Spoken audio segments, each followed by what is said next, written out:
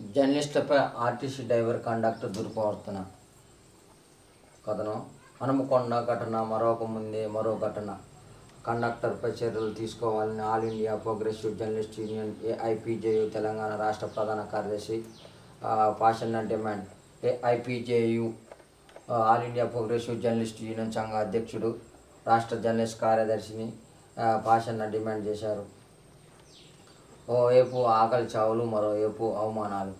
ఈ జర్నలిస్టులకి అసలు ఎక్కడి నుంచి శాలరీ వస్తుందో తెలియదు, ఏ విధంగా బతుకుతుందో తెలియదు, కానీ వాళ్ళ బాధలు వర్ణనాతీతం.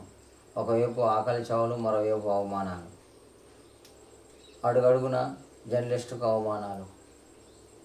పేరు పెద్ద ఊరి దిబ్బ అన్నట్టు జర్నలిస్టులకి ఇళ్ల స్థలాలు ఇస్తామని చెప్పేసి ఎన్నో ప్రభుత్వాలు మాటిచ్చి తప్పాయి. ఇంతకుముందు ప్రభుత్వం కూడా ఇళ్ల స్థలాలు ఇస్తాం, కేటాయించామని చెప్పారు. అవి అయిపోయాయి. ఆ జర్నలిస్టు పాసులు ఉన్నాయి, వాటి వలన బస్సులో తిరిగి కొద్దిగా ఏదైనా బస్సులలో సదుపాయం కల్పించిన అవి కూడా చల్లవని చెప్పేసి కండక్టర్లు దుర్ప్రవర్తన చేస్తున్నారు. ఇప్పటికైనా కండక్టర్లపై చర్యలు తీసుకోవాలని all India progressive journalist union Pashanna కార్యదర్శి డిమాండ్ చేస్తున్నారు. ఇప్పటికైనా వారి మీద చర్యలు తీసుకోవాలి. లేనిచో వారి మీద చట్టపరంగా చర్యలు తీసుకోవాల్సి వస్తుంది. ప్రభుత్వం ఇప్పటికైనా వారి మీద చర్యలు తీసుకోవాలని చెప్పి డిమాండ్. ఆర్టీసీ డ్రైవర్ కండక్టర్ల అహంకారానికి పరాకాష్ట. ఒక ఘటన మరొక ముందే మరో ఘటన, ఒక ఘటన మరొక ముందే ఇంకో ఘటన. వాళ్ళు జనగామ జిల్లా నుంచి ఒక జర్నలిస్ట్ చనిపోతే అది చూద్దామని చెప్పేసి బస్సులో వెళ్తున్నారట.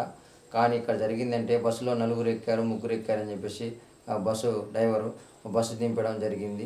దాన్ని వీడియో తీసి సోషల్ మీడియాలో కూడా పెట్టడం జరిగింది.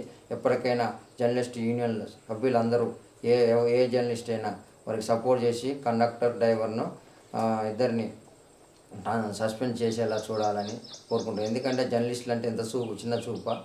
ప్రజలకు నిజాన్ని నిర్భయంగా చెప్పి ఎన్నో అవమానాలను ఎదుర్కొని కొన్ని నిజాలు రాసినప్పుడు చాలా ఇబ్బందులు జరుగుతుంటాయి. ఫోన్లు, కాళ్ళు, బెదిరింపులు, సాగు తెగపడి నిజాన్ని నిర్భయంగా చెప్పేవారు జర్నలిస్టు. ఈ జర్నలిస్టుల మీద ఇంత దౌర్జన్యం జరిగితే ప్రభుత్వంలో మిగతా వారి పరిస్థితి ఏంటి? ఇప్పటికైనా ప్రభుత్వాలు జర్నలిస్టుల పట్ల శ్రద్ధతో ఉండాలి. లేనిచో ఏ ప్రభుత్వమైనా కూలిపోయింది. హెచ్చరిస్తున్నాం. మా ఛానల్